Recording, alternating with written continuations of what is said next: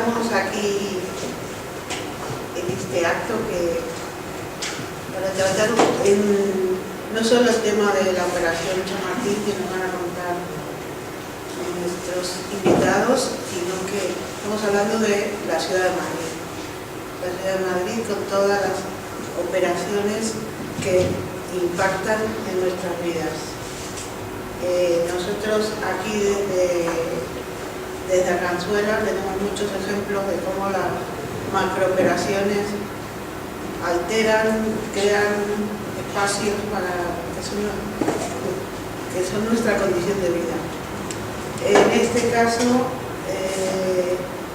recientemente hemos tenido también noticias sobre operaciones humanísticas que también tienen que ver con Adif y utilizando los mismos argumentos de descampados, infraviviendas en condiciones de insalubridad, inseguridad, aislamiento de barrios, se quieren realizar operaciones de envergadura que no pide el barrio y que sobrepasan nuestras dimensiones y no responden a las necesidades. Pues no me entretengo más y paso la palabra en primer lugar a Vicente Pérez, que es responsable del urbanismo de la FRAN, que luego ya quiere presentarlo a los siguientes. Buenas tardes a todos y a todas y gracias a los organizadores por haber montado este acto que nos da la oportunidad de explicar nuestra visión sobre la operación Chamartín. Esto es tanto más importante cuanto que apenas nos dejan hueco en los medios de comunicación, apenas nos dejan hueco en los espacios que se dirigen a la opinión pública, porque todo ese espacio lo está ocupando el BBVA con su dinero y su publicidad.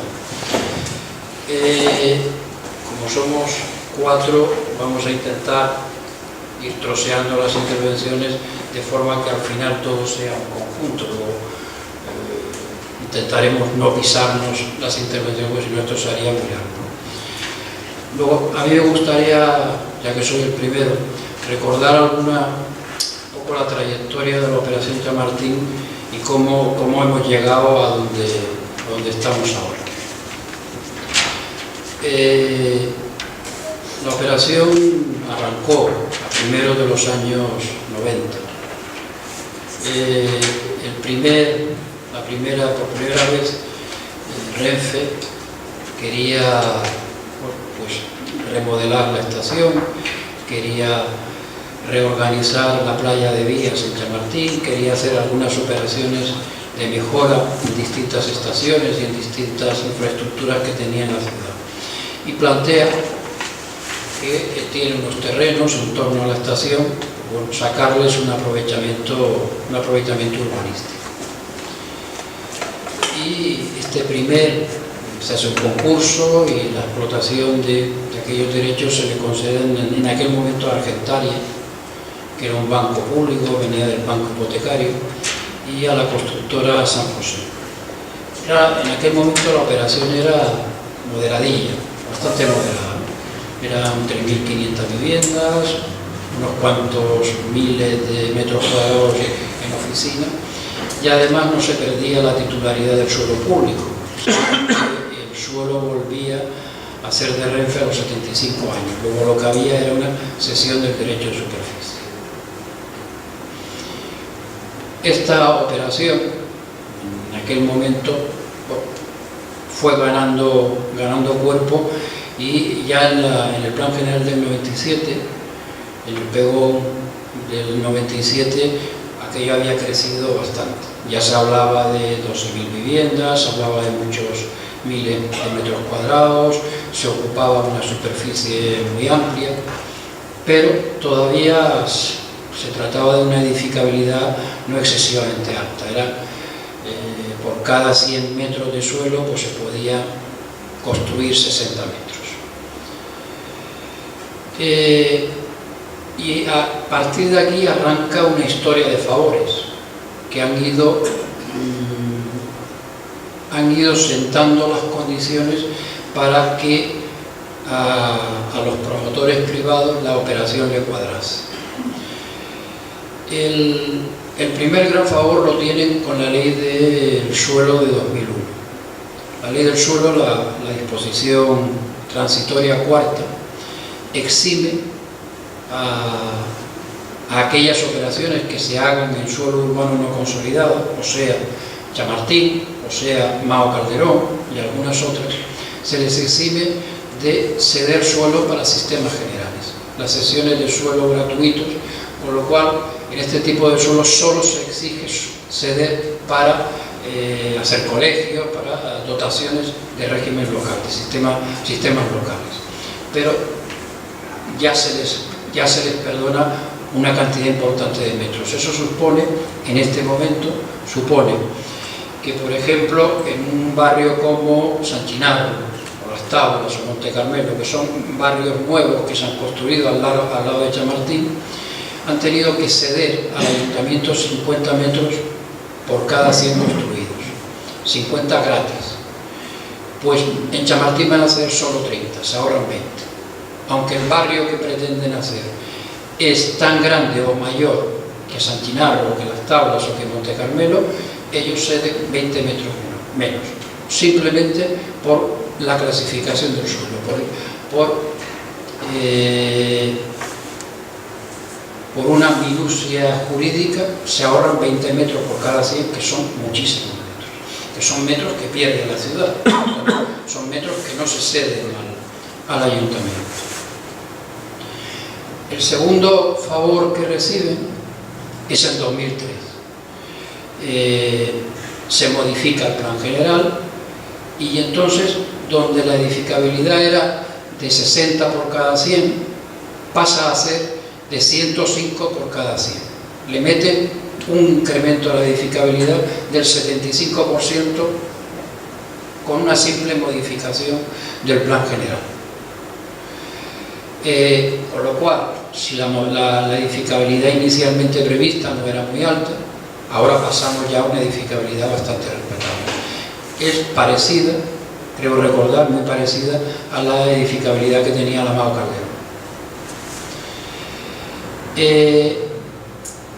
Una vez aprobada la modificación del plan general de 2003, bueno, se hace el plan parcial y se iba a aprobar en 2004, pero se suspendió porque fueron los atentados del 11M, y no se retomó el tema hasta 2011. Esto tiene su importancia porque uno de los grandes argumentos para meter prisa a la operación siempre ha sido que había que remodelar la estación, que había que remodelar la playa de Vías, que había que construir la gran infraestructura de las comunicaciones ferroviarias entre Madrid y el norte de España.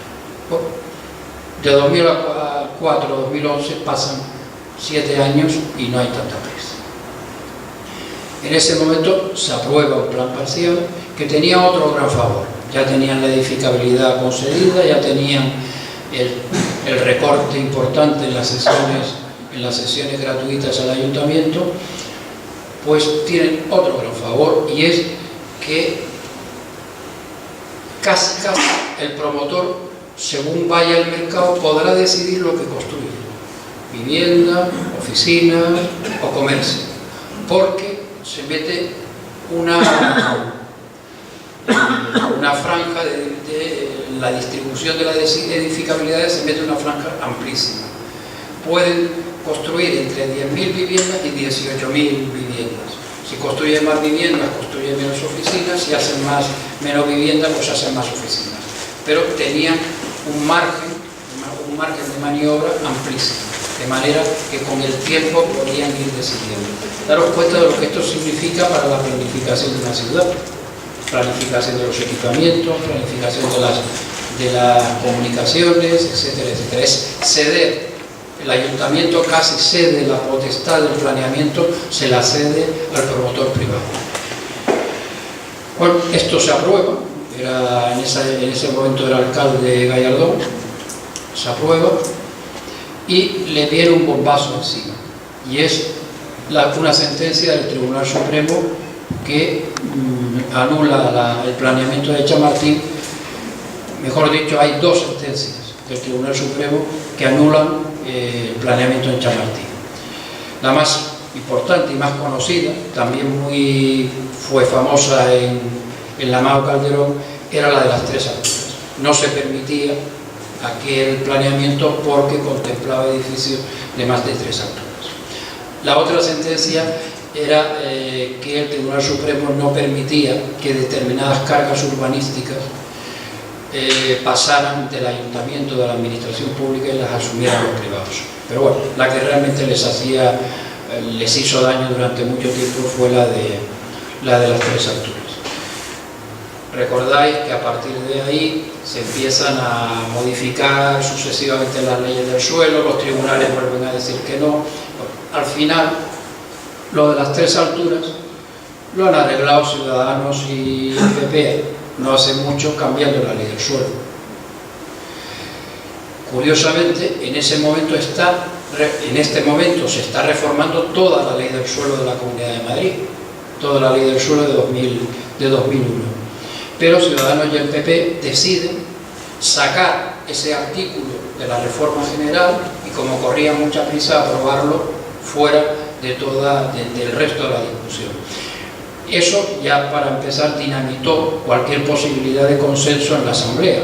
El PSOE y Podemos abandonaron la comisión técnica en la que se estaba discutiendo la ley del suelo por esto, ¿no?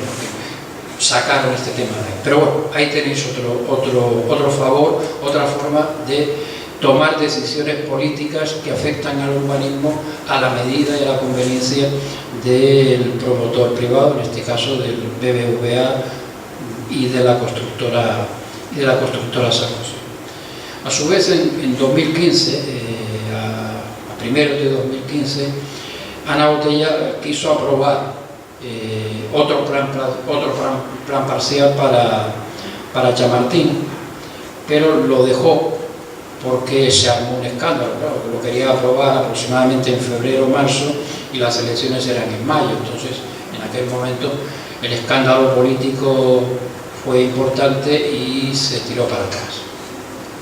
Pero el plan parcial que tenían previsto era una brutalidad, era una superficie de 3 millones y pico de metros cuadrados, con una edificabilidad de 3 y pico millones de metros cuadrados, que traducido eran, pues, creo recordar, 18.000 viviendas y unos 1.400.000 metros en oficinas, en grandes superficies comerciales.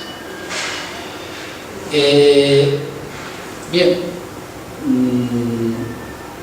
vienen las elecciones, gana ahora Madrid y accede, con el apoyo del PSOE, coge el consistorio, y ahora Madrid, cumpliendo entre otras cosas, un pacto al que había llegado con las organizaciones sociales, la FRAU, Ecologistas en Acción, EVA, que en aquel momento participaba en la plataforma por el derecho a la ciudad, etc. Esto luego Aurora lo explicará ampliamente.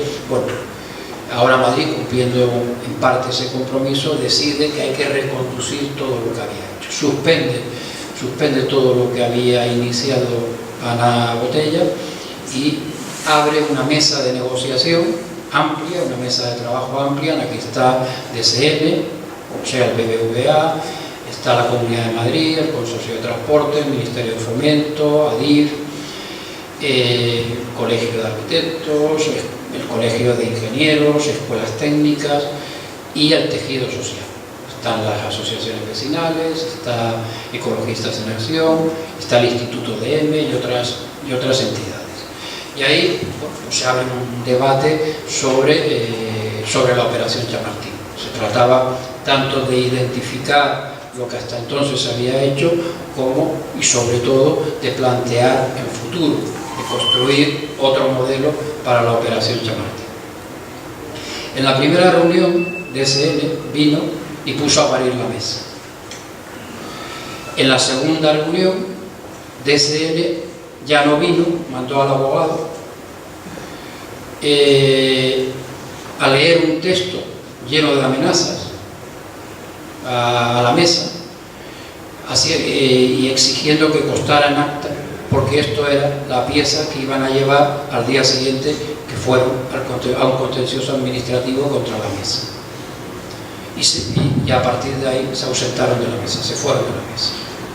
Bueno, sin DSN, sin la Comunidad de Madrid, que apenas vino, y sin el Ministerio de Fomento, que nunca vino, pues los trabajos siguieron, y en 2016 el Ayuntamiento plantea el proyecto Madrid-Puerta Norte. Era un proyecto que corregía seriamente, corregía en profundidad todo lo que hasta entonces había sido la operación Chamartín. Básicamente reducía el número de viviendas a 4.500, bajaba de 18.000 a 4.500, reducía la edificabilidad bastante, reducía la superficie, planteaba mejoras en la gestión, dividir el área en vez de una sola actuación, la dividía en 4 o 5 actuaciones, en 4 o 5 unidades de ejecución, planteaba un cronograma para el desarrollo de la operación. Bueno, había bastantes mejoras. Y las entidades en aquel momento dimos un apoyo crítico a esa propuesta. Digo un apoyo crítico porque había dos cosas que seguían sin gustarnos de la operación, dos cosas que siempre hemos criticado de la operación, que seguían sin gustarnos, pero bueno, la corrección apuntaba en la dirección que nosotros habíamos planteado siempre. Las dos cosas que no nos gustaban y siguen sin gustarnos es la venta de suelo público a privados para que hagan negocios, y por otra parte que el número de viviendas, sobre las 4.500, el número de viviendas que se reservaba para vivienda protegida solo era un 10%. Nosotros planteábamos un número muy superior. Pero bueno, dentro de eso decíamos, aquí efectivamente el Ayuntamiento ha reconducido, el Ayuntamiento ha replanteado en los términos correctos esta operación.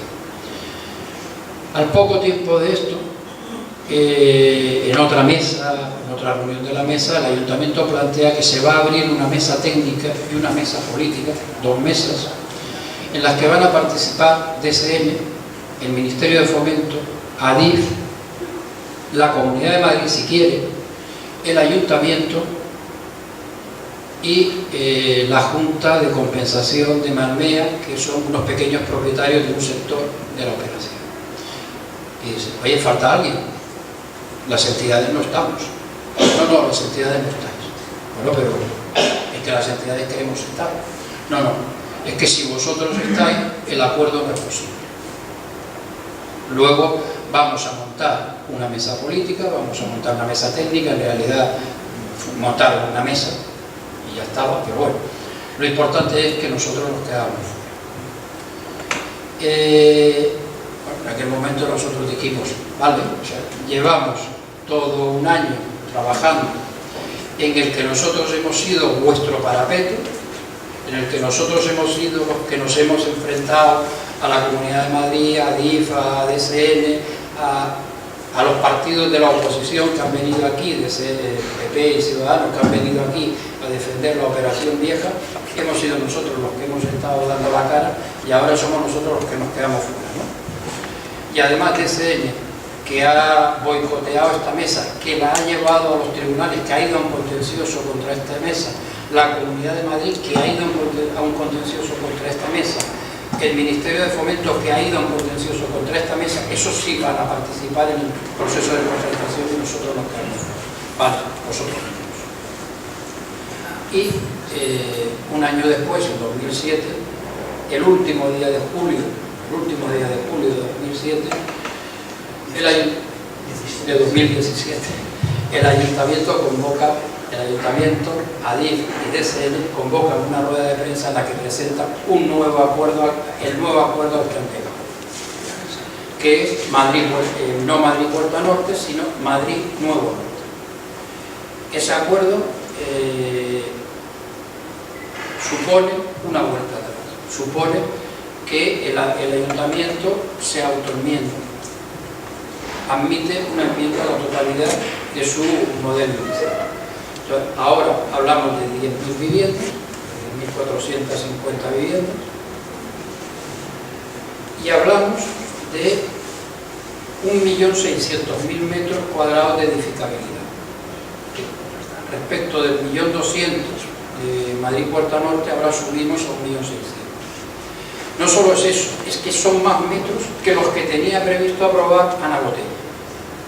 Ana Botella lo que tenía previsto era aprobar 1.400.000 de terciario, aquí vamos a 1.600.000. Bajan el número de viviendas pero suben el terciario. Compensan claramente a DCN para que no se quede. Bueno, en ese momento nosotros planteamos que con eso no estamos de acuerdo, que evidentemente se ha roto cualquier acuerdo, que en el proceso de concertación han cambiado completamente de bando y por tanto no podemos estar de acuerdo, ¿no? Luego los compañeros y Aurora detallarán más detalles, bastantes más detalles sobre la losa, sobre los porcentajes de vivienda protegida, etcétera, etcétera, sobre el equipamiento, que hacen imposible un acuerdo de las organizaciones vecinales y ecologistas con este planteamiento. Así que, por mi parte... Pues ahora entonces va a hablar Félix Arias, portavoz de la plataforma. Bueno, ¿me presento? Sí, estaba yo en eso, portavoz de la plataforma por el derecho a la ciudad, no, por la plataforma Zona Norte, perdón, y miembro de la Asociación de Vecinos La Frontera. Muy buenas tardes a todos, gracias por estar aquí.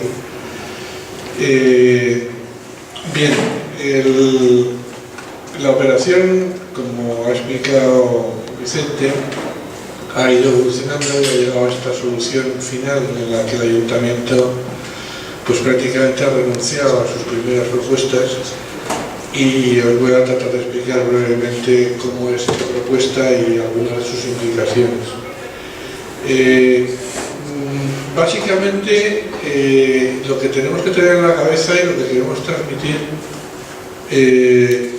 es que de lo que estamos hablando no es de una operación de un pelotazo inmobiliario en Chamartín que afecta a algunas asociaciones de vecinos, sino que estamos hablando de un modelo de ciudad, de un modelo de hacer ciudad, como está explicando Vicente, de un modelo de cómo se toman decisiones y de cómo se debería participar y cómo no se está haciendo. Entonces, Chamartín, en ese sentido, ha ocurrido en otras operaciones, está ocurriendo en otras operaciones de la ciudad, pero Chamartín es un poco como ya el paladín, el colmo, ¿no?, del tinglao, de cómo no queremos que se haga la ciudad desde el punto de vista de toma de decisiones y participación, y del tipo de ciudad física que tampoco queremos, porque tiene implicaciones no solo para el barrio, sino tiene implicaciones para todo Madrid. Bueno, para empezar, tener en cuenta que estamos hablando de una operación que se produce sobre suelo público, ¿no?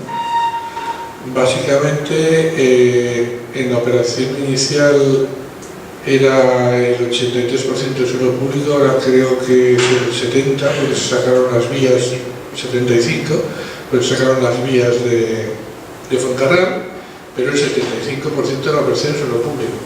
De Adif es el 50% en la versión actual, el 50% en el conjunto, porque en la zona de las tablas es el 100% y en la zona de debajo de la M30, la zona de aquí meter los grandes rascacielos, tiene el 60%, y en total tienen el 50%, porque en la otra operación tiene mucho menos, en la parte de Fuencarral, Almea, Tesoreros. Bien, entonces estamos hablando de una operación que es fundamentalmente suelo público, son 226 hectáreas de los cuales el 75% es público, 50% de Adif y el otro 25% de organismos públicos, del ayuntamiento, de la comunidad, de la MT, del canal de Isabel II.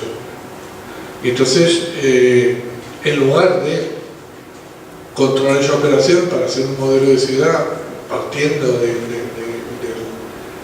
digamos, del interés general y de cómo se debe utilizar el suelo público, creemos, para el interés general de la ciudad, lo que se hace es esto que os voy a contar. Entonces, en primer lugar, esto es la operación Chamartín, esto es la Castellana, Plaza de Castilla, Mateo Inurria, la M30, el nudo de Fuencarral, el nudo norte, por ahí se va a Carretera Colmenares, Avenida Ilustración, la M30, la A1. Esta es la estación, estas son las vías de la estación, que aquí se van por allá para Ramón y Cajal y hacia la sierra y demás, y aquí viene el otro ramal importante, que son todas las vías de Fuencarral. Bien, al final esta parte no entra en la operación, pero esta otra parte de vía sí, y la ponen con una losa. Esa losa de hormigón de 16 hectáreas, 15 y media, más casi 2 hectáreas aquí, son 17 y pico hectáreas. Pues para que os hagáis una idea, cumple las siguientes funciones. Una, genera edificabilidad, es como si fuera suelo, porque al metro cuadrado de losa, 1,7 metros cuadrados edificables, con lo cual esto da lugar a tanta edificabilidad como las 5 torres de la Castellana, el hecho de hacer eso a losa hormigón. Segundo, la califican de verde, que todos sabemos, tenemos un poquito de cultura, aunque seamos urbanos, que las plantas, los árboles en concreto, pues tienen más raíces que copa, ¿no? O sea, las raíces buscan el agua, el nivel freático, el agua subterránea. Entonces aquí va a haber de 1 metro a 1,5 metros de tierra según las zonas, y por lo tanto, pues las raíces no llegan a ningún sitio, llegan al hormigón, y llegan a la impermeabilización del hormigón. Hay que estarlo regando constantemente, lo cual es un consumo de agua insostenible, y por otro lado, crea un sistema ecológico muy frágil. O sea, ese terreno de 1 metro de profundidad húmedo o mantenido con riego artificial, lo que crea es una vegetación y un arbolado en una situación muy frágil, muy débil. Son árboles que se enferman y se rompen y se caen. Bueno, lo que plantean aquí, ahora pasamos, esto es una calle Agustín de Foxá, que ahora mismo es solamente este trozo, que se prolonga por todo lo largo, junto con otra calle, pero no voy a meter muy en detalle con eso, y la avenida de Burgos, que la carretera de Burgos, la avenida de Burgos, que viene por aquí, y la prolongan por Antonio Cabeza. Bien, esto, para que se me haga una idea, es el terciario, básicamente acumulado aquí alrededor de la estación y pegado a la M30, solamente luego hay aquí algunos retazos más, y lo demás es la vivienda y los equipamientos.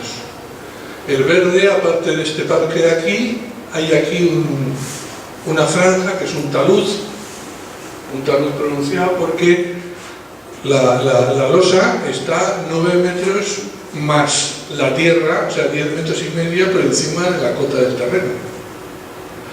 Lo que quiere decir que esta calle nueva la hacen a 10 metros sobre el terreno, que es 5 metros sobre la Castellana y el barrio San Cristóbal, y que por este lado, que está más bajo el terreno, son 12-14 metros de diferencia. La manera de cubrir estos 12-14 metros aquí es un talud de tierra, o sea, no es un parque, es, digamos, como los bordes de la M30, esos en los que hay un talud y hay un paseíto por ahí, ¿no?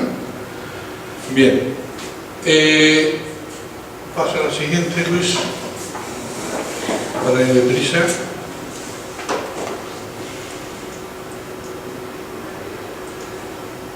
No, Esa. Bien, esto es una ampliación de lo que es la M30 para abajo. La estación, Nurria, la Castellana y la M30. Bueno, la M30 por aquí. Vamos a ver, simplemente esto es para señalaros cómo van distribuidas y el volumen de edificación que se trata de meter ahí. Las 4 torres con la quinta son 260.000 metros edificables. Eso os lo doy como referencia. Bueno, pues aquí, en torno a la plaza del nuevo intercambiador, esto, más una franja que meten aquí en estación de oficinas también para DCN, para el Banco de Vizcaya, 387. O sea, una vez y media lo que son las 5 torres. Aquí 300, más que las 5 torres. Aquí 257, parecido a las 5 torres. Aquí 183 y aquí 162. Esto es lo que ellos llaman el Manhattan. Y luego meten aquí unas franjas de viviendas, aquí 1020, aquí 1340, a los dos lados de la losa. Hay 240, que supongo que serán parte de las de protección, porque no creo que las vayan a poner en las torres de lujo. Y luego veremos la zona norte. Bien, esto es el planteamiento, digamos. Pasa a la siguiente.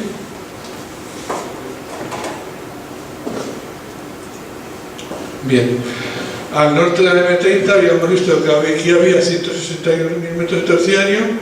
Esto es una franja de suelo de Adif que se queda entera al Banco de Vizcaya como una unidad de ejecución independiente.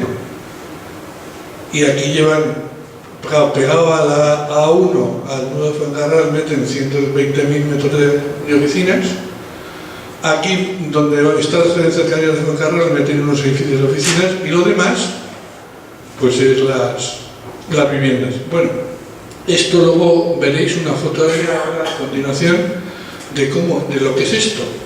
Esto, aquí hay un polígono industrial que lo arrasan directamente, que se pone en la Palmea, que tiene bastante actividad. Y esto es Cardenal Herrera Oria, y estos son campas que eran terrenos del labrantío hasta los años 70, que se fueron abandonando, con un nivel freático muy alto y que es un sitio ideal para hacer un parque adhesado y demás. En la propuesta del ayuntamiento aquí venía un parque lineal importante. Bueno, ahora lo que han dejado es este pasillo de 20 metros de ancho, que ellos llaman corredor verde del Prado al Pardo. O sea, quieren convencer a todos los madrileños de que hay un corredor, va a haber un corredor verde que a través de los bulevares de la Castellana hasta Plaza Castilla, luego del bulevar de Mauricio Legendre y luego por este bulevar lateral de estas calles de 20 metros de ancho, eso es el corredor verde del Prado al Pardo. Este corredor verde enlaza unos parquecitos en las dos ermitas, que son de 1,5 hectáreas más o menos cada uno, y luego aquí otro parque que parece más grande, pero que es una trampa como un copón, porque este parque existe. Ese parque existe y lo han metido dentro de la operación, genera volumen y lo recalifican de verde. Pero este es el parque de Isla de Java, en los terrenos donde estaba la estación del ferrocarril de vía estrecha de Fuencarral a Colmenar Viejo. Y es un parque que existe hace décadas. Bueno, pasamos. Estas son las campas. O sea, esto es lo que se queda reducido a un pasillito con un parquecito aquí en la ermita de Lourdes, y esta es la ermita de San Roque, otro parquecito aquí en la ermita de San Roque, y luego otro allá abajo. Entonces veréis que son insaciables, ¿no? O sea, es cargarse la naturaleza, además encima falsificar diciendo que es un corredor verde y en cambio ofrecer como parque del norte de Madrid una losa de hormigón de 15 hectáreas con tierra encima, con césped y algunos arbustos, que es lo que hago aquello y lo que cuesta mantenerlo. Sigue y terminamos. Esto es la vista de la maqueta de ellos. Ahí tenéis el corredor verde. Este es el parque que ya existe de Isla de Java. El corredor verde, el parque de la ermita de San Roque, el corredor verde, el parque de Virgen de Lourdes, de la ermita de Lourdes. Este es el parque de Tesoribos que existe. Y está la carretera de Valverde, que sale a la M40 y que de nuevo el corredor. Siguiente. No, esto no es. De tal manera yo creo que ya... No, déjalo, ya lo dejamos así. Entonces, simplemente para terminar, deciros, esto, que es una barbaridad, este modelo de ciudad que no queremos, además repercute seriamente sobre el resto de la ciudad. ¿Cómo repercute?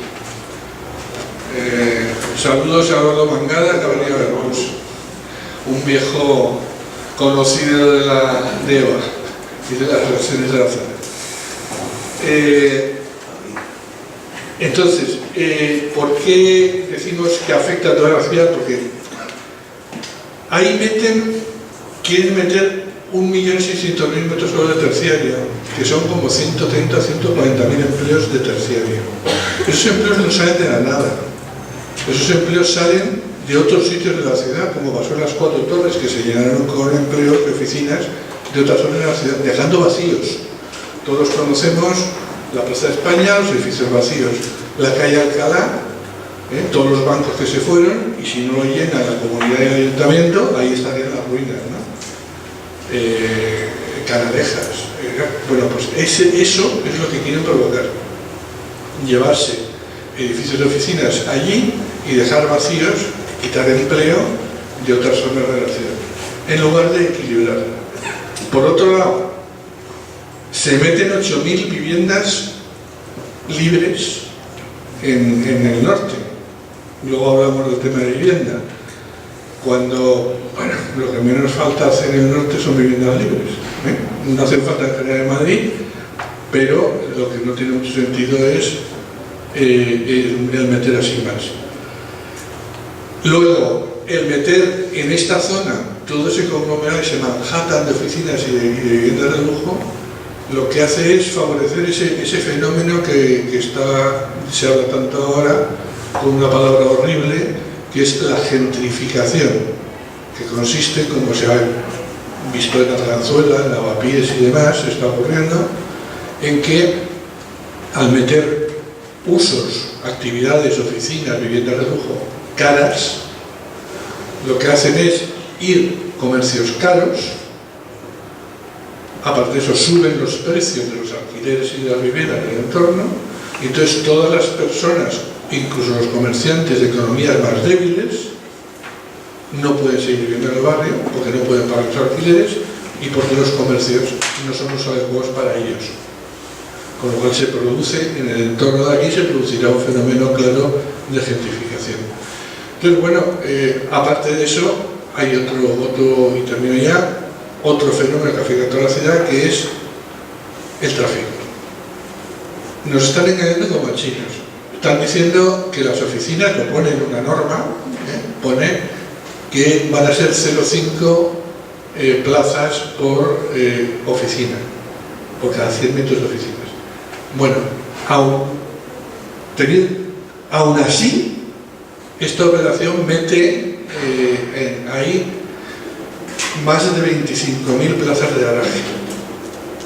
Pero es que no es solo eso, sino que si los 160.000 metros acabarán teniendo lo mismo que tienen las 4 torres y demás, que es una plaza y media por cada 100 metros, 3 veces más, pues entonces estaríamos hablando de otras 16.000, serían 24.000 plazas de aparcamiento solo para el terciario. Entonces, la norma de 0,5 plazas de aparcamiento no es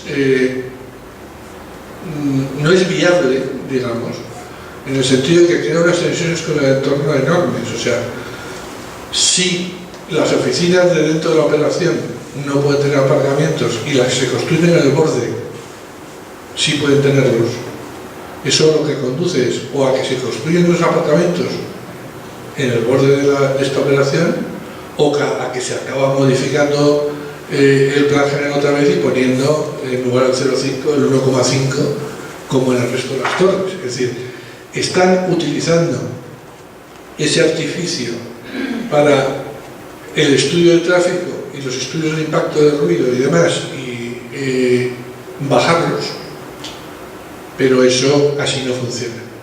O sea, eso no funciona porque acabará habiendo los garajes que reclame la demanda, o bastantes más al menos de los que ahora se están planteando.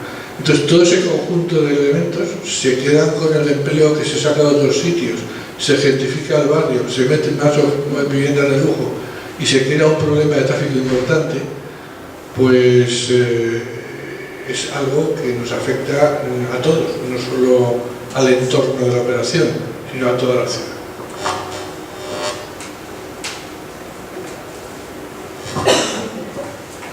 Nos va a hablar en tercer lugar Luis Suárez, de Ecologistas en Acción y urbanista. Buenas tardes, muchas gracias a Eva por organizar este debate. Voy a ser muy breve, intentando completar quizá un poco de lo que ya ha dicho Vicente y Félix, que ya han dicho casi todo, y en todo caso Aurora también va a completar algo. Un punto quizá que no sé si se ha tocado, yo creo que muy por encima, es el tema de la legitimidad de DCN en todo esto. Nosotros tenemos la sensación al final, con la propuesta de Madrid Nuevo Norte, que al final los únicos derechos, supuestos derechos, o los únicos intereses que realmente satisface plenamente o casi plenamente son los de DCN. Pero curiosamente DCN, desde nuestro punto de vista, es quien menos legitimidad tiene frente a otros propietarios, frente a la Ciudad de Madrid, frente a los ciudadanos, frente incluso a los reversionistas. DCN tiene una legitimidad muy dudosa. DCN lleva 25 años mareando la perdiz. DCN ha sido, de hecho, un detentador, un retenedor de suelo durante 25 años, ha estado con un suelo a su merced que no ha movido un ápice, que simplemente ha estado esperando el momento más propicio, negociando con una tras otra todas las administraciones que han ido pasando, tanto a nivel de Estado como a nivel de ayuntamiento, incluso de comunidad, y finalmente hay un problema de transparencia que ahora comentaré también, pero ahora a final de año se vence por enésima vez la concesión que tiene, y nosotros estamos haciendo, las organizaciones que estamos aquí, uno de los temas que estamos luchando es porque el Ministerio de Fomento de una vez se dé cuenta que no hay ninguna razón objetiva, ninguna razón, digamos, justa, de justicia social o de justicia incluso desde el punto de vista jurídico, que justifique o que es decir, que explique la razón por la cual deba renovarse la concesión a final de año. Junto a esto está el tema de la transparencia, que decía, estamos en plena campaña de exigencia de transparencia. Los acuerdos del Ministerio de Fomento desde su origen con el ministro Borrell hasta ahora, primero con la empresa Dutch, con la sociedad Dutch, ahora con la sociedad DCN, que es la heredera, han sido acuerdos no transparentes, acuerdos a los que no hemos tenido acceso a la ciudadanía. Y, sin embargo, a través del proceso hemos visto cambios sustanciales en las condiciones en que DCN, Dutch DCN, ha ido recibiendo esa gestión. Condiciones que han ido siempre sistemáticamente favoreciendo al concesionario frente a Fomento y en general a la sociedad, como decía Félix, en definitiva a la propiedad del suelo, que es en su mayor parte pública. Esto nos parece también importante y ahora mismo constituye, como decía, una de las líneas de trabajo en las que estamos metidos. Hay otros aspectos que son importantes, que también se han mencionado de pasada, pero quizá me gustaría enfatizar quizá algo. En relación al tema de la vivienda, teniendo en cuenta el déficit de vivienda, de acceso a la vivienda en sectores amplios de la sociedad madrileña, en el contexto actual de la burbuja inmobiliaria, de la burbuja sobre todo del alquiler, es incomprensible que la administración, en concreto tanto el Ministerio como el Ayuntamiento, no se planteen en este caso al menos hacer una parte o hacer un esfuerzo para utilizar esta oportunidad para resolver en parte ese déficit. Incluso en los documentos que se ha presentado a la modificación puntual del Plan General, hemos visto en esos documentos donde incluso se aparece, quizá de una manera que no se quiere dar mucha relevancia, pero aparece en algún estudio de costes y de estudio financiero y de estudio económico, donde los suelos que recibe el ayuntamiento serían vendidos, serían transferidos para obtener unos recursos con los cuales el ayuntamiento construiría equipamientos. Es decir, que tenemos incluso dudas de que el ayuntamiento fuera a recibir suelos para el desarrollo de viviendas protegidas, no viviendas sociales, que es lo que realmente debería. Es decir, que hay auténtica confusión en términos de qué tipo de gestión se va a hacer desde el punto de vista de la vivienda, pero en general lo que se trasluce es que no va a haber ningún tipo de vivienda social, vivienda pública y menos vivienda en alquiler. Todo esto, pues, a nosotros nos parece, en definitiva y al cabo, que supone una gran frustración, una gran decepción respecto a un ayuntamiento que entendemos que en este tema tenía una excelente oportunidad de demostrar que desde un ayuntamiento progresista, desde el campo progresista, se puede hacer la ciudad de otra manera. Félix ha explicado que estamos ante un tema de modelo urbanístico, de modelo de ciudad, que es un tema que afecta a toda la ciudad de Madrid, donde, sin embargo, a pesar de esta gran oportunidad, nos encontramos de nuevo, como nos estamos encontrando en Madrid repetidamente, como suelos de oportunidad, que son suelos que pertenecen a empresas o a organismos estatales, públicos, son dilapidados, son mercantilizados, son privatizados y son entregados al mercado para su rentabilidad, y por lo tanto se pierden. En este caso era una oportunidad realmente de oro, que incluso estaba planteada en el Pacto contra la Especulación y que incluso contradice todos los acuerdos y todas las políticas y todos los convenios, principios, etcétera, que existen hoy en día, que han suscrito nuestros gobiernos, el ayuntamiento, etcétera, las famosas agendas urbanas, que incluso hay una nueva agenda del Estado español que está elaborando el Ministerio de Fomento, que está en fase de consulta pública y que establece toda una serie de principios que al final es pura retórica, porque a la hora de la verdad estamos viendo que este proyecto contradice absolutamente todo. Por lo tanto, bueno, pues lo único es que no entendemos. Realmente para muchos de nosotros lo que se plantea es algo que es inexplicable. ¿Cuál es la razón? Porque ni siquiera en este caso, a diferencia de otros casos, como por ejemplo lo de la estrategia del sureste y otras operaciones donde hay derechos adquiridos o supuestos derechos adquiridos, en algunos casos no son supuestos, sino que son realmente inversiones que se han hecho por parte de los privados o de los promotores o de los constructores. En este caso no entendemos que pueda haber ni siquiera derechos adquiridos que pudieran ser indemnizables o que pudieran acarrear un coste económico para el ayuntamiento. Por lo tanto, estamos ante una propuesta que es, además de todo lo que se ha dicho, es sencillamente incomprensible desde el punto de vista de una gestión progresista.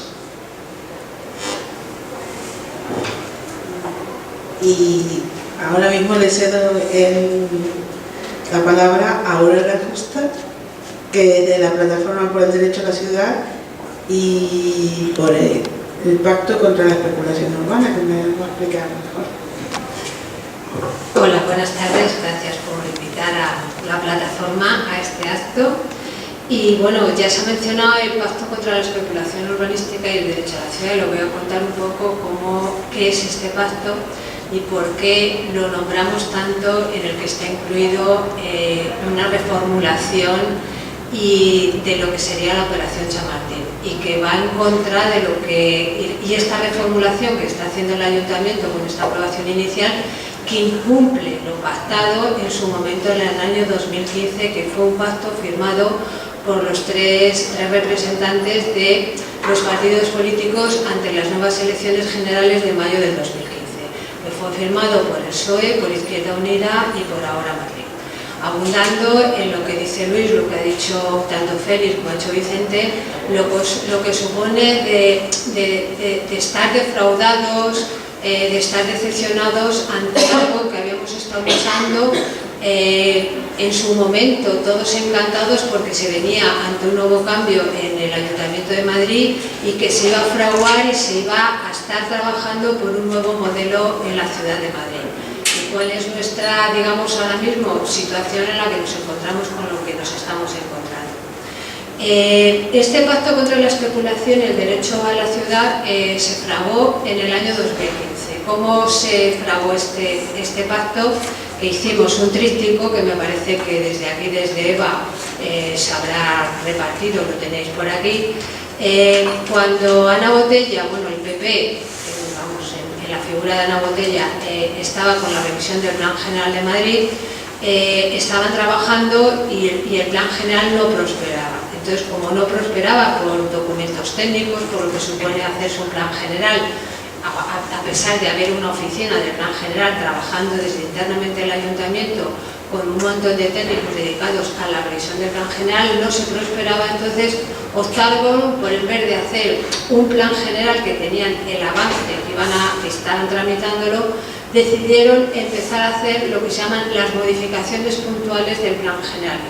Es decir, todo lo que veían que no podían sacarlo para hacer un plan general antes de las elecciones de 2015 y dejar todo lo que es la ciudad con todos los derechos y deberes de todos los propietarios de todas las inversiones inmobiliarias absolutamente a su gusto, pues entonces empezaron a hacer todo lo que es las operaciones urbanísticas de modificaciones, entre ellas Canalejas, Plaza España, todo lo que conocemos, que aquí os ha afectado también, ahora mismo no recuerdo alguna, pero aquí empezamos también con todo el tema de toda la reforma de lo que sería todo el espacio de EVA y del mercado. Había varios dibujos y varios monos y varias posibilidades de modificaciones, estaba la Mao Calderón, o sea, todo esto que conocemos y que nos han afectado a todos los vecinos de todo, tanto del centro como la periferia, porque en el centro también había digamos, edificios de patrimonio en el que se estaban descatalogando o se estaban modificando mediante planes especiales. Pues como todo sucede de la vida, pues ¿qué pasó? Que ante esta emergente modificaciones del Plan General de Madrid, pues los vecinos empezamos a acudirnos a otros. ¿Cómo fue? Pues a lo largo del año 2013 y 2014 empezamos a juntarnos y ver que nos apoyaba todas las modificaciones del Plan General de Madrid, puntuales en unos barrios, en otros. Entonces, pues ¿qué se hizo? Pues la verdad es que fue algo de sinergias, no sabría ahora mismo cómo contar exactamente cómo fue, sino que a raíz de juntarnos y decir, oye, pues un vecino llama a otro, llamamos a la federación, llamamos a ecologistas, aparece Chamartín, viene, además yo me acuerdo que en aquella época, ¿no, Félix? Fue también cuando hicimos las alegaciones al Plan General, a Chamartín. Entonces, nos vamos juntando y entonces decimos, no, pues esto es una locura, y entonces lo que se monta es la plataforma de no a este Plan General. Entonces la plataforma de nuestro Plan General, en el que está EVA, estamos aquí todos los presentes, la Federación, ecologistas, diferentes organizaciones, incluso al principio estaban yendo los técnicos de los partidos políticos que estaban en el Ayuntamiento de Madrid. Entonces se discutía, se veía qué se iba a hacer, entonces se hizo un decálogo de no a este Plan General, se fue trabajando y entonces durante todo este periodo del año 2013 al 2015 lo que hemos sido soporte de ayuda mutua, es decir, hemos sido una red de redes apoyándonos y diciendo, bueno, esto pasa en mi barrio, esto pasa en otro, y entonces vamos a ver qué operativa hacemos y cómo nos ayudamos mutuamente. Entonces, a partir de ahí, pues, acto que había, acto al que íbamos todos o nos apoyábamos mutuamente. Entonces, después de hacer el decálogo de 10 puntos del derecho a la ciudad, lo que hicimos fue ver que se acercaban las elecciones y que había, digamos, una masa crítica como para poder hacer un documento que le llamáramos contra el pacto de la especulación urbana, porque lo que se estaba generando en Madrid era auténtica especulación urbana, así de claro, y entonces ver si de cara a las elecciones de mayo de 2015 podíamos obtener un compromiso por parte de los futuros, o podía ser en un posible cambio del Ayuntamiento de Madrid, que pudiéramos decir que firmaran un compromiso en el que dijeran que se iban a cambiar los criterios de hacer ciudad, y además en el que se pudiera participar y en concreto muchas de las actuaciones que eran absolutamente barbaridades que realmente se posicionaron. Entonces se formalizó el documento este, y entonces en abril del 2015 hicimos un acto en el Colegio Mayor Universitario Santa María, que está por Cuatro Caminos. Acudieron nuestros representantes, que os digo, del PSOE, de Izquierda Unida y de Ahora Madrid, que ya sabían previamente de qué iba el documento, en el que firmaron lo que serían para nosotros unos principios básicos de lo que tendría que ser el modelo de ciudad, lo que tendría que ser las bases de actuación de la ciudad y de cómo sería la ciudad en la que se tendría que trabajar para la ciudad de la ciudadanía, de los vecinos, no la ciudad inmobiliaria y de los inmobiliarios, sino la ciudad de la ciudadanía. Entonces, en este documento se recoge claramente un punto en el que, bueno, se habla, hay 4 puntos que se dice: compromiso por un nuevo urbanismo, principios fundamentales de actuación, gestionar el patrimonio. Y entonces, dentro del compromiso del nuevo urbanismo, se habla concretamente de: paralizaremos la tramitación de convenios urbanísticos, modificaciones de planeamiento de las operaciones especulativas de crecimiento y las que impliquen pérdida o modificaciones del patrimonio histórico-ambiental. Y entre ellas se habla claramente de Chamartín, Campamento, Plaza España, para ajustarlas a los principios que se acuerdan en este pacto. Los principios que se acuerdan en este pacto son claramente los de la participación, los del derecho a una vivienda adecuada, las de tener unas inversiones y auditorear todo lo que se estaba gastando, el gestionar el patrimonio público porque se está perdiendo la función social de lo que es el urbanismo, tener en cuenta todo lo que pasaba en su momento, que estaban hablando de todo el tema del subsuelo de Madrid, de poder vender todas las plazas de aparcamiento, es decir, hacerlo privado, lo que es el subsuelo, que es el vuelo y el subsuelo. Todo lo que es los terrenos públicos de las diferentes administraciones, qué iba a pasar con ello, todo lo que era el anillo verde de Madrid y tener toda la operación del sureste. Entonces, y luego aparte del patrimonio histórico y natural, de la memoria histórica y luego garantizar la transparencia y la participación efectiva. Todo esto que se firmó aquí, que lo tenemos aquí, pues para nosotros ha sido una gran decepción, como ya han contado mis compañeros, en la medida que veníamos trabajando en todo esto. La plataforma de la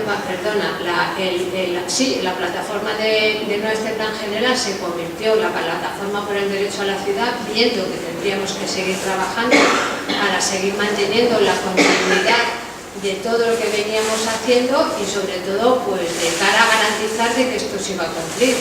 Nada más llegar el ayuntamiento, pues estuvimos en una reunión con Calvo presentándonos como plataforma y con nuestro papelito diciendo que sí lo iban a cumplir. Entonces nos dijeron que sí, que por supuesto, que sí, que lo veríamos, que no nos preocupáramos. Luego las mesas de participación son las que ha dicho Vicente y que ha estado comentando Félix, que se han ido formando de los diferentes, digamos, problemas que ha habido, el sureste, Chamartín. Entonces, bueno, pues al día de hoy lo que nos encontramos es que una propuesta, que era la que estaba hablando Félix y Vicente, de las 4.500 viviendas, porque somos conscientes de que Chamartín algo hay que hacer, pero una cosa es que hay algo que hacer, pero no hacer esto.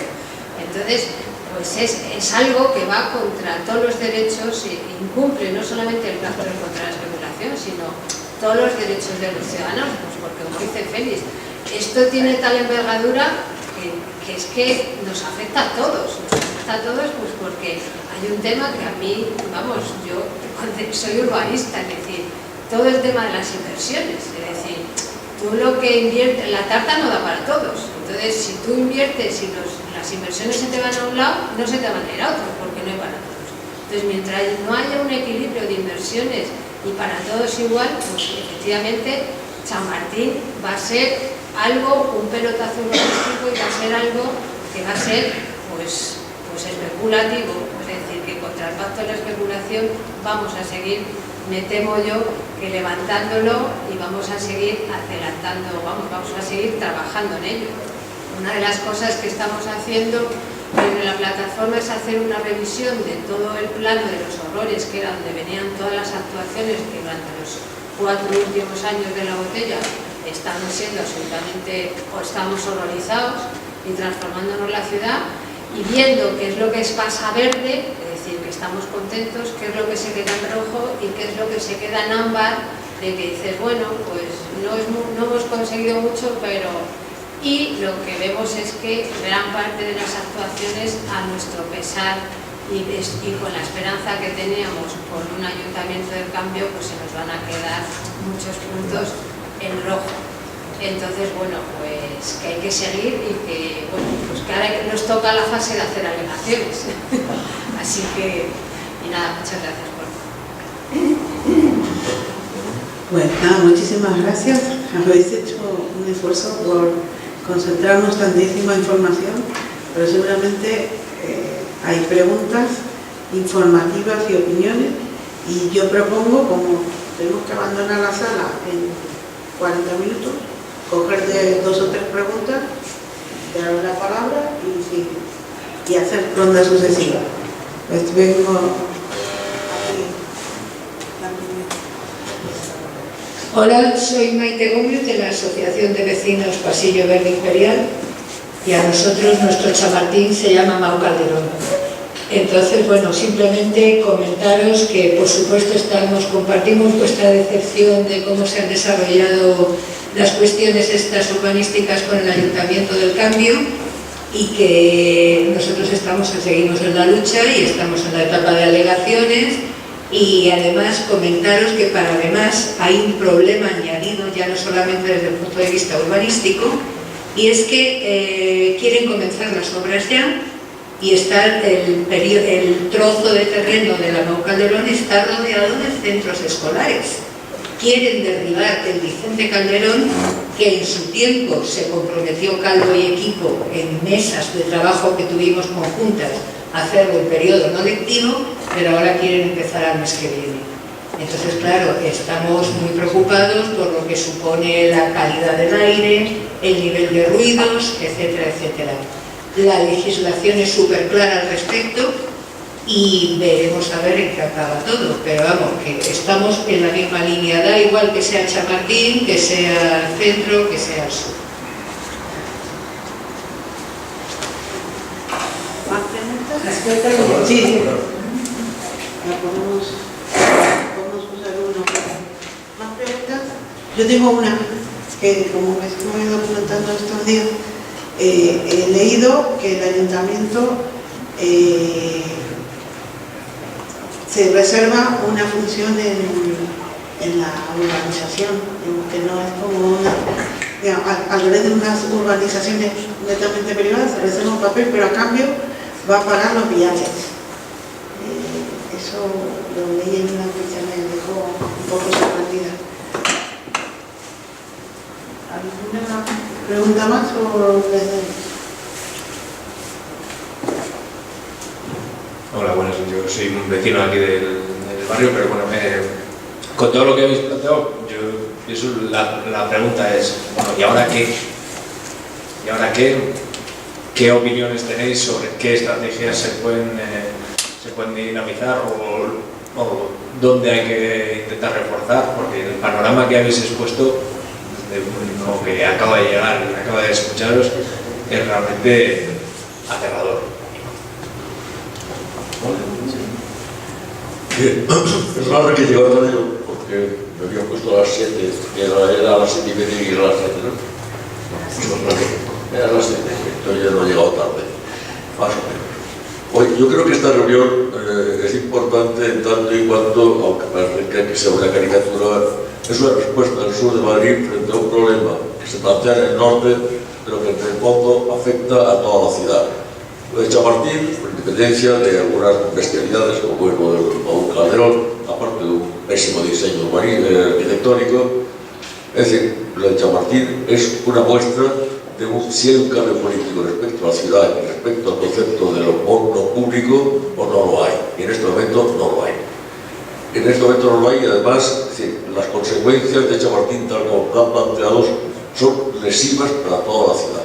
No es solo para una zona, sino es un cambio, es una rendición de la cultura progresista, de la cultura de izquierda, frente al poder últimamente de los bancos, que son el Banco Bilbao Vizcaya, que se llama CNM, CDN o DCN, por si habla de castellana, y la rendición de un ayuntamiento al que hemos votado muchos con entusiasmo, y de un ministerio que al final es un ministerio socialista, pero que no responde a lo que debía haber sido, sino que se sirve únicamente para poner a su ministro al lado de lacayos del Banco Bilbao Vizcaya cuando presentan el proyecto de Chamartín. Este tema no se para. Hay mucha gente, entre otras fueron yo, está Félix, está la Asociación de Vecinos, conocida, que seguimos trabajando lo que podemos frente a esta agresión grave y además irreversible para Madrid. Es una equivocación desde el punto de vista del planteamiento urbanístico, es una aberración desde el punto de vista de la privatización de lo público en aras del negocio privado bajo el dominio de los bancos. Es una aberración concentrar una vez más en el norte los recursos públicos y privados frente a las necesidades de una mayor homogeneidad en la inversión en el conjunto de la ciudad. Es decir, produciría un desequilibrio y una injusticia espacial de tal calibre que hay que pasarlo como sea. Hay que pasarlo como sea, o por lo menos tenemos la dignidad de morir matando, es decir, pero no rendidos. Y yo creo que en este momento es la situación que hay. Podría extenderme mucho más, pero quiero deciros, yo cuando vi, por mi vinculación a EVA y por mi vinculación a Chamartín, yo creo que el primer artículo de que son contra Chamartín lo escribí y publiqué en El País en 1993. En 1993, después se publicó 14 artículos más contra Chamartín. Ya estoy harto de escribir porque no me hace caso. Y bueno, mi decepción es profunda. Yo creo que este es el tema. Cuando he visto un letrero convocado desde EVA, una reunión, me pareció que era un síntoma importantísimo de lo que debe ser una movilización ciudadana de toda la ciudadanía, entendiendo que más allá del distrito, más allá del barrio, más allá de la operación puntual de Chamartín, más allá de la operación puntual de Calderón, más allá de la Plaza de España, más allá de la Gran Vía, hay una visión de la ciudad y una conjunción de intereses por defender que esta ciudad sea realmente una ciudad más equilibrada, menos injusta, más igualitaria y que no consista realmente en la privatización de todos los recursos públicos, que seguramente el patrimonio, el suelo público, el edificio público, es el patrimonio más importante que tiene un ayuntamiento para cambiar su política. Si ese patrimonio lo despilfarra, en ese momento habrá perdido una de sus armas más importantes que tiene el ayuntamiento. Después de vender, y cuando digo el ayuntamiento, digo el Ministerio del Ejército. Quiero que sepáis que en el campamento, en su momento, cuando se negoció con Ortiz Serra, no se compró campamento ni se permitió vender campamento. El campamento pasaba a ser una actividad urbanística del Ayuntamiento de la Comunidad de Madrid, conjuntamente con las palabras del Ministerio de Defensa. Pero el patrimonio público no se malgastó en hacer dinero de caja, a veces para paliar las penurias de las cajas privadas de cada organismo, y otras veces para financiar y para facilitar el poder del capital financiero, que es lo que está dominando las ciudades en este momento. Por lo tanto, yo lo único que tengo que decir es que no sabemos lo que puede hacer. Realmente no tenemos grandes apoyos en las instituciones que hemos votado. Es lo que más me duele. No tenemos apoyo en las instituciones que hemos votado. Y además, ni siquiera aquellas que tienen un eslogan que debería ser más responsable, que se llama Partido Socialista Obrero Español. No tenemos un ministerio, tenemos el tal. Luego, por lo tanto, aunque no tengamos el tal, sí tenemos una fuerza importante que es, primero, la razón. Segundo, la claridad de ideas de lo que puede ser Chamartín. No lo voy a explicar ahora, pero en este momento hay un grupo, yo estoy trabajando con un grupo de gente planteando una posible alternativa a la solución de Chamartín. Y después pensamos plantear la forma de delegaciones, forma de contrapropuesta, forma de contraplan o forma de protesta callejera. Pero no podemos rendirnos de es un tema que afecta no a Chamartín, no afecta solo, los que más afecta son a los vecinos, pero afecta al concepto de ciudad y los recursos que ponen el norte se traen del sur. no nos equivoquemos, privados o públicos. No hay dinero, no se puede. Si se concentra en aquel punto, estamos empobreciendo el sur. ¿Por qué no llevamos el sur al norte? ¿Por qué no hacemos? Yo en el último artículo que publiqué sobre este tema había una coletilla que en el País me la borraron. Y era que después de haber escrito, como el ministro de las Públicas había dicho que iba a hacer 20.000 viviendas sociales en España, sociales. Ahora vamos a hablar de sociales y protegidas.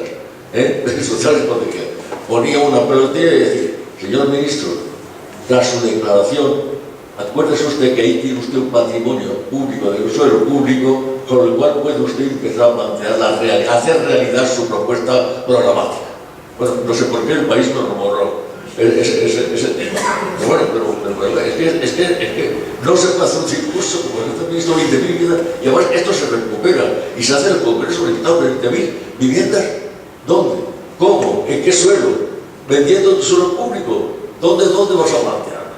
Realmente estamos ante un hecho que Chamartín es un hito en la cultura urbanística de este país y sobre todo en la cultura urbanística de Madrid. Es un hito. Si el Ayuntamiento de Madrid da pie y sigue con esta ventana, se ha desprestigiado políticamente y moralmente para mí, para dar el resto de su vida. No pone un voto más. No tiene un voto más. Esto es un símbolo definitivo de decir que de verdad son de izquierdas o no son de izquierdas. Pero no cambia la alternativa. Y ante eso no es un problema. Chamartín es un ataque al conjunto de Madrid.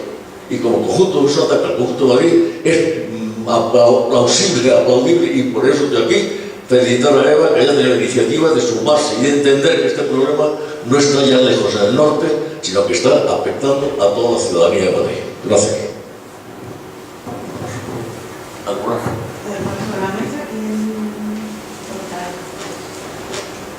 Sí, vamos contestando si queréis. Bueno, me parece que Eduardo Mangada ha sido bastante claro y yo al menos suscribo absolutamente sus palabras. En relación a la pregunta quizá más técnica que formulaba la compañera, es que efectivamente el Ayuntamiento está obligado a urbanizar, es decir, el proceso de urbanización significa que una vez que se han definido las parcelas y las parcelas se han asignado a sus propietarios o a sus, digamos, legítimos propietarios a través del proceso de distribución X, del proceso previo de gestión, finalmente los suelos públicos son urbanizados, tanto los viales como los equipamientos son a cargo del ayuntamiento en este caso, ¿no? Entonces, uno de los problemas que tiene esta operación también es que no se sabe cuándo se van a hacer los equipamientos y es algo que les preocupa mucho a los barrios del entorno. Hay que tener en cuenta que los barrios del entorno, no sé si lo ha comentado también Vicente, los barrios del entorno son deficitarios, muchos de ellos, o sea, son barrios que vienen arrastrando déficits a los cuales se les decía una y otra vez, se les remitía a la operación Chamartín, de alguna manera con un cierto, digamos, quizás sutil o quizás no explícito chantaje. Es decir, apoyen ustedes la operación Chamartín para que resolvamos problemas que no tienen nada que ver con la operación Chamartín. Es decir, la urbanización de una calle del centro histórico de Fuencarral, que está, digamos, sin urbanizar, pues no tiene mucho sentido decir, espere usted a la operación Chamartín. ¿Por qué? Porque, bueno, pues esa es la razón por la que, entre otras cosas, DCN está haciendo una campaña bastante sucia, porque es una campaña absolutamente mentirosa, en la que se utilizan palabras como sostenibilidad, urbanismo de género, etcétera, etcétera, se utilizan como si fueran realmente mercancía barata, de fake urbanismo o manta, o urbanismo manta, donde vale decir cualquier chorrada, pero bien vestida con la retórica más actual. Bueno, pues esto también se está utilizando por los vecinos y todo el social washing que está haciendo DCN, donde está movilizando, no sabemos con qué medios, pero al menos en parte yo entiendo que son vecinas y vecinos honestos que simplemente lo que están es desesperados porque se haga algo. Y esto es un poco el problema de la operación Chamartín, donde se ha convertido en un estercolero, donde se han dejado instalar poblados marginales, etcétera, etcétera, para generar un gran problema, que es un problema que al final bueno, pues se va a convertir en un negocio, en un pelotazo, ¿no? Sí, vamos a ver, el tema de la urbanización es complicado y tienes razón en parte de lo que dices. Por un lado está la urbanización que corresponde hacer a las juntas de compensación, o sea, a todos los propietarios les corresponde hacer la urbanización en proporción al terreno que aportan a la junta de compensación. Como el ayuntamiento tiene un porcentaje de suelo,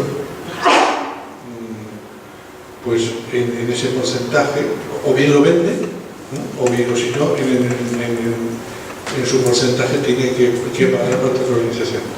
Aparte de eso, el ayuntamiento de la comunidad tendrá que construir otros equipamientos en su momento.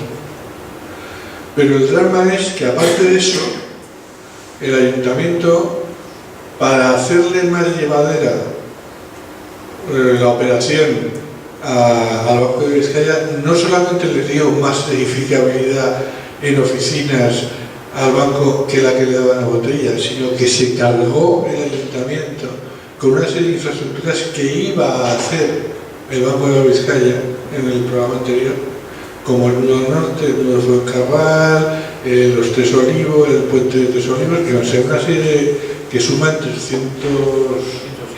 307 millones, ojo, que además, tal y como está elaborado todos los documentos, ponen en general el precio de ejecución material.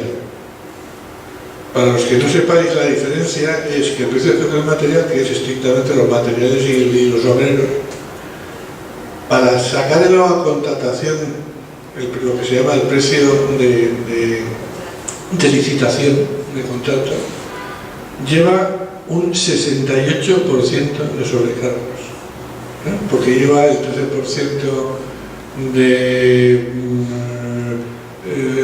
generales, el 7% de beneficio industrial, el 10% de los honorarios, el 10% de imprevistos, y sobre todo eso, no sobre el 100 inicial, sino sobre el 140S, el 21% de IVA. De modo que cuando dicen 307 millones, son 450, 460 millones que se carga el ayuntamiento en lo que son precios de contratación. Y luego, y termino, yo no sé si en el ayuntamiento, el equipo técnico que ha hecho esto, bueno, voy a aclarar las cosas. Yo, por lo que sé, el documento no lo ha hecho el ayuntamiento. Además, me lo han confirmado ya de fuentes de dentro. El ayuntamiento se lo han dado hecho, y el equipo que lo ha hecho es el mismo que hizo la modificación express, aquella famosa. No, ¿cómo se llama? Pero bueno. Entonces, el documento en realidad todavía no se lo he leído entero. Es así de fastidiado. Y por ejemplo, hay cosas tan insólitas como, no sé quién lo ha dicho antes, me parece que ha sido Luis, que en el estudio económico financiero, pues todo el suelo municipal, incluido el de cesión, figura como ingresos. O sea, como que se vende todo, incluso la cesión. Pero, por ejemplo, otra cosa con la que nos están engañando constantemente es que dicen, nos ceden el 20% del suelo para la vivienda protegida. No es verdad. Vamos a ver. La cesión que se hace en este plan está en el documento de gestión y no lo he mirado. Es el 10% del aprovechamiento como marca la ley. Punto. Es que se dice que ese 10% de aprovechamiento se materializará en, primero, el 20% de suelo para viviendas de protección, y el resto del aprovechamiento que quede en vivienda libre, que será destinada a vivienda de alquiler social. Entonces, esto es demencia pura. Vamos a ver, en un cálculo así muy ligero, me salen del orden de 30 millones de euros que perdería el ayuntamiento por unos suelos de vivienda libre destinarlos a vivienda de protección. Nosotros siempre hemos sido partidarios de que el suelo, de que el ayuntamiento no tenga su vivienda libre. Pero, como decía en otra ocasión, hoy me parece que eso ha dicho Vicente, ¿por qué solamente hay 20%? Si de verdad querían hacer un 50 o un 60% de vivienda de protección, pues en lugar de haber puesto en el plan un 20% de vivienda de protección, haber puesto un 60% y no perdían dinero. Pero es que ahora, para hacer más vivienda de protección que el 20%, lo que van a hacer es coger su vivienda libre y perder 28,30 millones de euros. Entonces es todo, como ya es de los gestores. Dice, oye, no, pues si lo tenías muy fácil. Dice, de las 10.500 viviendas, 7.000 van a ser de protección y son el 1% que corresponde. Y ya está. Yo creo que el tema de la vivienda, no hay que engañarse con las palabras. En este momento hay cantidad de discursos, dice, que al menos el 20% serán viviendas con algún tipo de protección. En este momento no hay protección de vivienda, no hay viviendas protegidas en este país. Se ha acabado hace tiempo y la vivienda protegida se ha hecho en la última fase con un mecanismo para incitar a la promoción constructora para generar su actividad, más que para favorecer a la clase social. La parte, con la evolución de la precariedad y la desigualdad que se ha generado por la crisis desde el 2008 hasta ahora, estos 10 últimos años, en este momento no cabe hablar de vivienda protegida, hay que hablar de vivienda social en alquiler. Y además es engañarnos. La única forma de una vivienda que puede resolver el tema, bueno, ¿por qué no se hace vivienda social en alquiler en el norte? ¿Y por qué simplemente decir no? A eso está el sureste. ¿Por qué no se hace un reequilibrio social de la ciudad? Simplemente porque hay que nutrir las arcas, primero, de ayuntamientos o de organizaciones, o por ejemplo, ¿por qué Aldiz tiene que recuperar esas plusvalías cuando su función es con el presupuesto del Estado hacer infraestructura de transporte? Otra cosa es que la gestión de sus propios suelos genere alguna ayuda para esa financiación, pero no simplemente que la financiación proceda de darle a la máquina de la volumetría, de darle a la máquina de edificabilidad para producir más beneficios. Ahí realmente esta situación de San Martín es uno de los mayores actos de cinismo político que se están produciendo en esta ciudad. Bueno, yo creo que si el 75% del suelo es público, el 75% de la edificabilidad debería ser vivienda social en alquiler y otros usos que necesite la ciudad.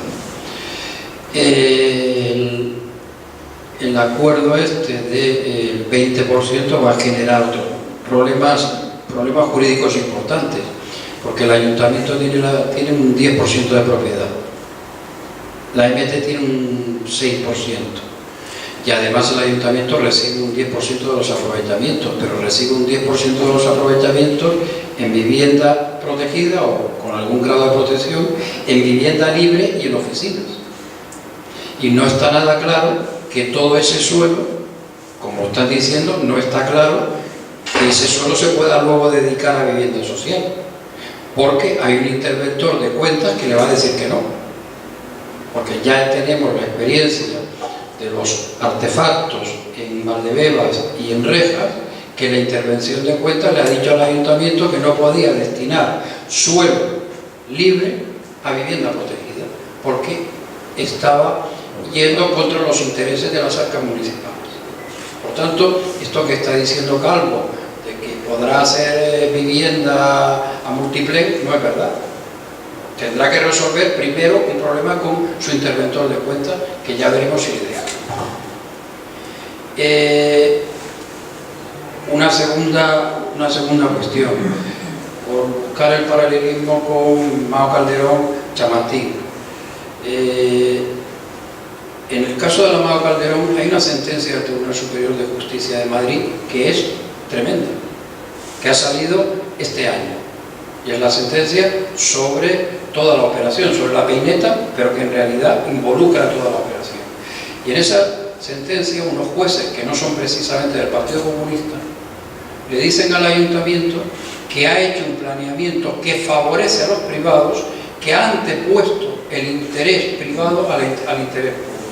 Eso se lo dice el Tribunal Superior de Justicia de Madrid al Ayuntamiento de Madrid.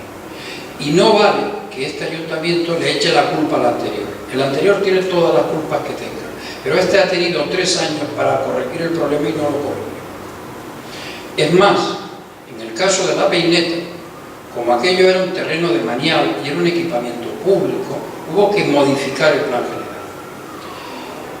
Y en la modificación del plan general había que meter unas actuaciones complementarias para, digamos, justificar el cambio.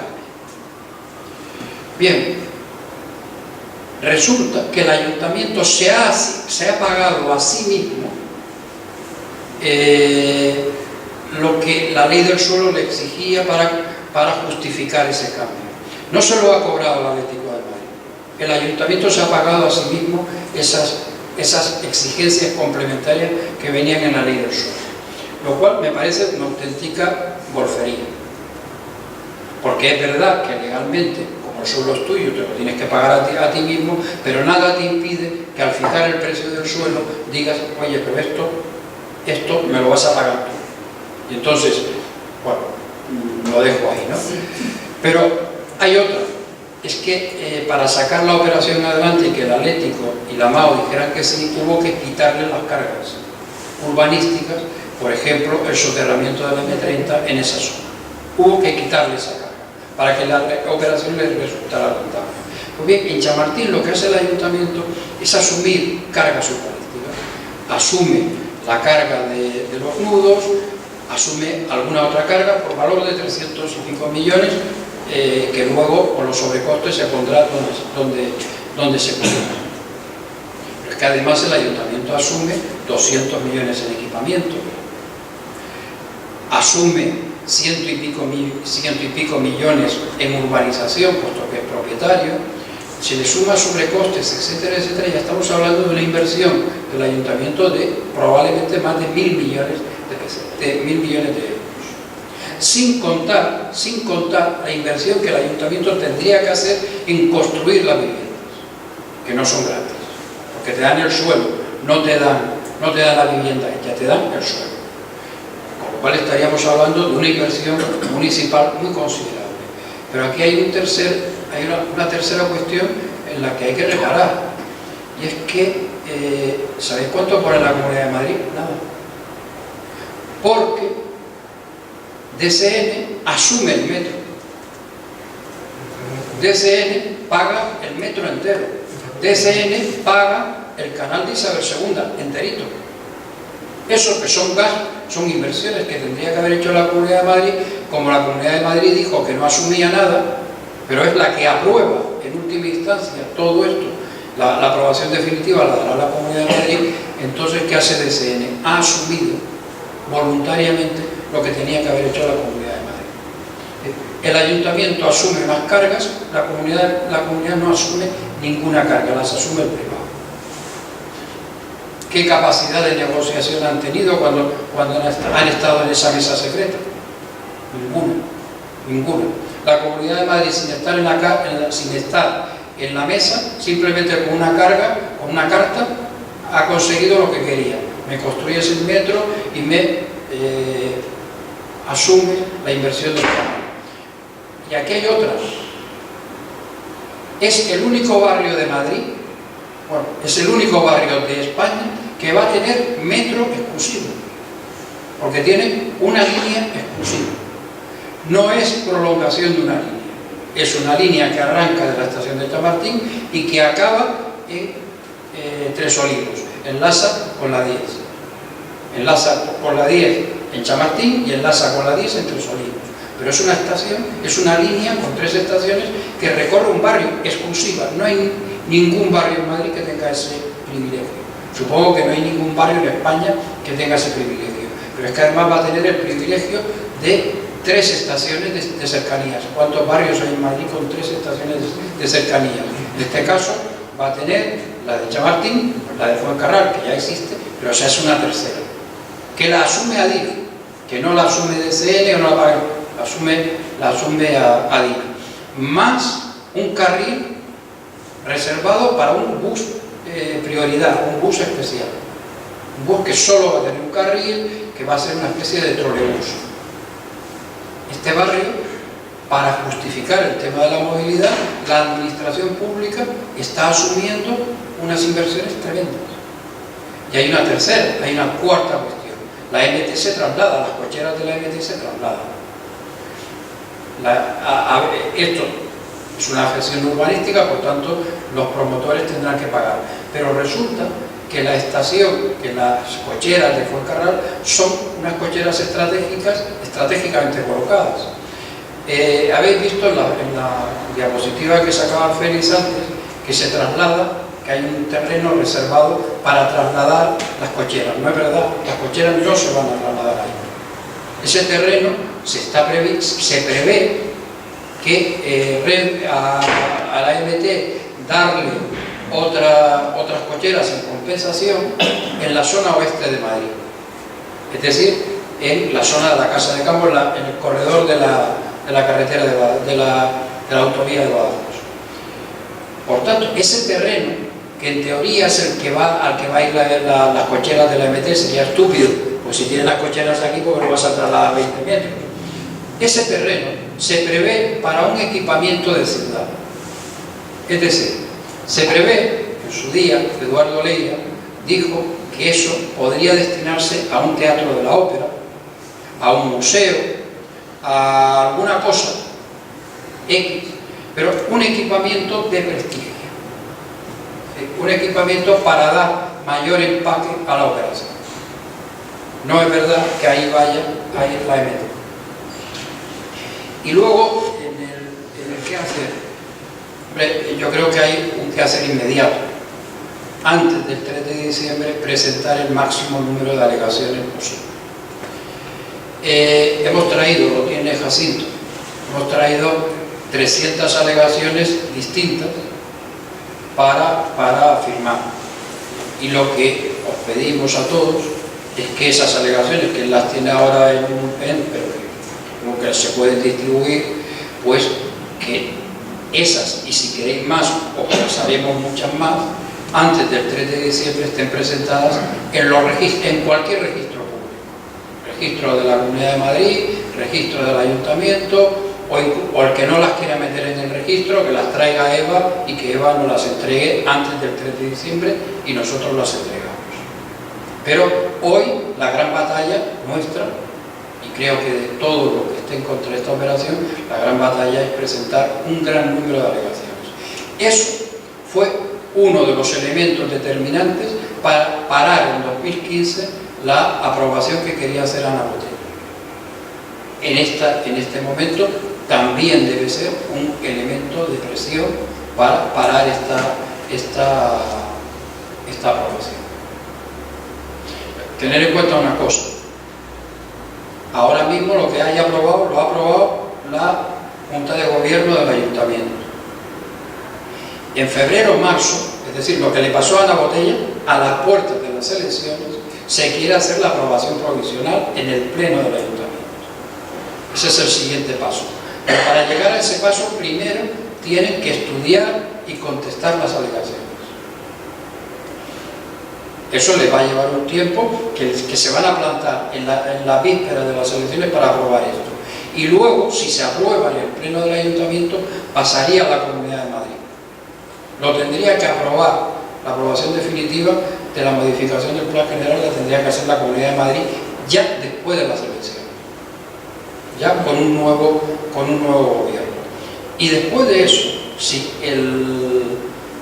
la Comunidad de Madrid lo aprobara, tendrá que pasar un vía crucis judicial, porque aquí todo Dios va a poner contenciosos.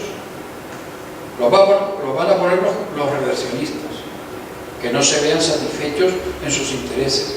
Lo van a poner algunos pequeños propietarios que no se sienten bien tratados por DCN, por las juntas de compensación, ni por el ayuntamiento, que ni siquiera les dejó estar presentes en las mesas. Y por supuesto, habrá contencioso de las organizaciones sociales, porque tenemos motivos en este momento para presentarlos. Uno, que ADIF, DCN y ayuntamientos han llegado a un acuerdo, y el artículo 245 de la ley del suelo dice que no se pueden hacer convenios, que los convenios en Madrid están prohibidos. Pues eso, luego los tribunales nos darán o no nos darán la razón, pero ya ese será un motivo para ir a los tribunales, y tenemos algunos otros para ir a los tribunales. Por tanto, tendrá que atravesar un auténtico viacrucis judicial, que ya lo ha tenido. Porque recordad que hablábamos antes de una sentencia en 2013 que se cepilló toda la operación y que le detuvo un montón de años. Y eso, bueno, una en 2013, y luego hubo otra que ratificó la sentencia de 2013. O sea que ha habido ya 2 sentencias muy desfavorables a la operación Chamartín y me temo que en el futuro habrá más de una. Una cosa que has dicho tú, que yo lo había contado un poquito ahora, ¿no? Podemos seguir en los pasillos porque aquí se lo tenemos que dejar a los siguientes que van a entrar a las 8:30. Podemos hacer lo que queramos, pero ahí nos tenemos que ir.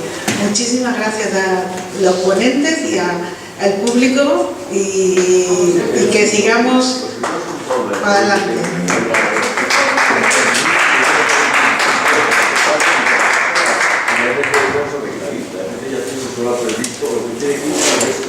Ellos saben que es